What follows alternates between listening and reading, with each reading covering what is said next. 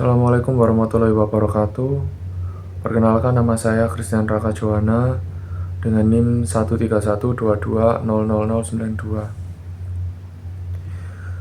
Fungsi dan ragam argumentasi atas perbedaan pendapat dalam putusan MK nomor 114/PUU strip 23/2025 merupakan salah satu putusan paling signifikan dalam diskursus hukum tata negara Indonesia pada tahun 2025. Putusan ini tidak hanya menyangkut aspek legalitas penempatan anggota kepolisian Negara Republik Indonesia atau kita biasa sebut itu Polri dalam jabatan sipil, tetapi juga menyentuh isu fundamental tentang netralitas birokrasi, pemisahan fungsi institusi negara, dan prinsip konstitusionalitas dalam penyelenggaraan pemerintah. Sejak dibacakan pada 13 November 2025 lalu, putusan tersebut memunculkan rangkaian penerapannya, yaitu apakah berlakunya serta-merta, apakah memiliki dampak retroaktif, atau apakah dampaknya perlu diatur melalui revisi undang-undang. Dalam esai ini menguraikan secara objektif fungsi putusan Mahkamah Konstitusi tersebut, latar belakang permohonan, substansi amar putusan, serta ragam argumentasi yang menjadi dasar perbedaan pendapat di kalangan ahli, pemerintah, dan publik pasca putusan. Penjelasan ini penting untuk memahami tidak hanya substansi putusan, tetapi juga dinamika ketatanegaraan Indonesia dalam mengelola perubahan norma melalui mekanisme pengujian undang-undang. Terima kasih.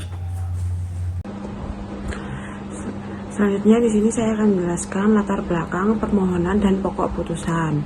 Permohonan dalam perkara ini diajukan oleh sejumlah pemohon, termasuk advokat dan mahasiswa hukum, yang menilai bahwa penjelasan pasal 28 ayat 3 Undang-Undang Polri membuka peluang penyalahgunaan kewenangan. Frasa atau tidak berdasarkan penugasan dari Kapolri dianggap memberi celah bagi anggota Polri aktif menduduki jabatan sipil tanpa melalui mekanisme pelepasan status kedinasan. MK kemudian mengabulkan permohonan ini dan menyatakan frasa tersebut inkonstitusional serta tidak mempunyai kekuatan hukum mengikat. Putusan tersebut membawa implikasi bahwa Polri tidak lagi dapat menempatkan anggotanya yang masih berstatus aktif ke jabatan sipil semata-mata melalui penugasan internal. Dampak langsungnya muncul pada beragam posisi di kementerian, lembaga negara, maupun BUMN yang selama ini diisi oleh anggota Polri aktif. Media melaporkan bahwa pasca putusan, pejabat Polri aktif yang menduduki jabatan sipil harus memilih antara mundur dari Polri atau mengosongkan jabatan sipil tersebut. Sifat putusan MK sebagaimana ditegaskan dalam Undang-Undang Dasar 1945 adalah final dan mengikat atau final and binding. Hal ini dikuatkan kembali dalam pemberitaan resmi yang menyebut bahwa tidak ada upaya hukum lebih lanjut terhadap putusan tersebut. Fungsi putusan MK dalam perspektif konstitusional, putusan MK memiliki berbagai fungsi konstitusional yang saling berkaitan. Nah, dalam konteks putusan 114/XX111/2025 terdapat sedikitnya 4 fungsi utama. Yang pertama yaitu fungsi korektif terhadap kerugian konstitusional. MK bertugas melindungi warga negara dari kerugian konstitusional yang ditimbulkan oleh undang-undang. Pemohon dalam perkara ini menilai bahwa keberadaan celah yang memungkinkan Polri aktif menduduki jabatan sipil yang berpotensi melanggar prinsip kesetaraan dan mengancam netralisasi birokrasi. Dengan membatalkan frasa tersebut, MK memberikan remedi konstitusional yang memulihkan potensi kerugian warga negara. Yang kedua, menjaga netralitas birokrasi dan mencegah konflik kepentingan. Dalam negara demokrasi, birokrasi sipil dituntut bersifat netral dan bebas dari pengaruh institusi bersenjata. Polri sebagai lembaga penegak hukum memiliki fungsi, kultur, dan struktur komando yang berbeda dari birokrasi sipil.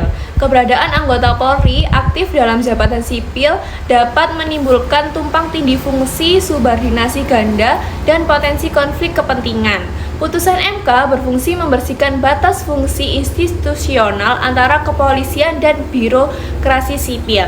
Nah, yang ketiga, fungsi prospektif sebagai pemandu legislasi. Pakar tata negara Fahri Bahmid menyatakan bahwa putusan ini merupakan pemandu konstitusional yang menuntun pembuat undang-undang untuk mengamandemen Undang-Undang Polri agar selaras dengan putusan MK. Ini berarti putusan MK tidak berhenti pada pembatalan norma, tetapi juga memberikan arah bagi pembentukan peraturan perundang-undangan yang lebih baik, termasuk penegasan batas jabatan sipil bagi anggota Polri. Ragam perbedaan pendapat, yaitu sumber, prinsip, dan argumen pasca putusan publik dan akademisi terbagi dalam 3 kelompok pendapat utama, yaitu putusan berlaku non-retroaktif atau tidak berlaku surut, putusan berlaku serta-merta, putusan harus dibarengi reformasi legislasi. Perbedaan ini bersumber dari cara masing-masing berkelompok menafsirkan prinsip hukum, amar putusan, dan implikasi administratifnya. A. Pendapat non-retroaktif, putusan tidak berlaku surut. Kelompok ini berpendapat bahwa putusan MK nomor 114/TUU strip -111/2025 tidak dapat membatalkan tindakan administratif masa lalu, sehingga anggota Polri aktif yang telah menduduki jabatan sipil sebelum putusan tidak otomatis diberhentikan. Guru Besar Hukum Tata Negara Prof. Juanda secara eksplisit menyatakan bahwa putusan MK bersifat non-retroaktif dan tidak dapat mengubah keadaan hukum yang terjadi sebelum putusan dibacakan. Kemudian pendapat bahwa putusan berlaku serta-merta itu, kelompok kedua berpandangan bahwa putusan MK langsung berlaku ketika dibacakan karena MK tidak mencantum masa transisi atau penangguhan pelaksanaan. Sejumlah pakar menyatakan bahwa karena amar putusan tidak menunda efek pemberlakuannya, maka seluruh jabatan sipil yang diisi anggota Polri aktif pasca putusan harus segera disesuaikan. Kemudian argumentasi utama kelompok ini adalah efektivitas remedi konstitusional. Apabila keputusan tidak langsung berlaku, maka kerugian konstitusional pemohon tetap berlangsung. Tidak ada klausul penundaan atau stay of execution dalam amar putusan. Jabatan sipil menuntut netralitas. Setiap hari penundaan sama dengan melanjutkan kondisi inkonstitusional. Implikasi pandangan ini cukup drastis. Anggota Polri aktif harus segera memilih antara tetap menjadi polisi atau melanjutkan jabatan sipil. Akar perbedaan pendapat. Ragam pendapat tersebut muncul bukan tanpa alasan. Ada beberapa akar penyebab, yaitu yang pertama, ruang interpretasi amar putusan.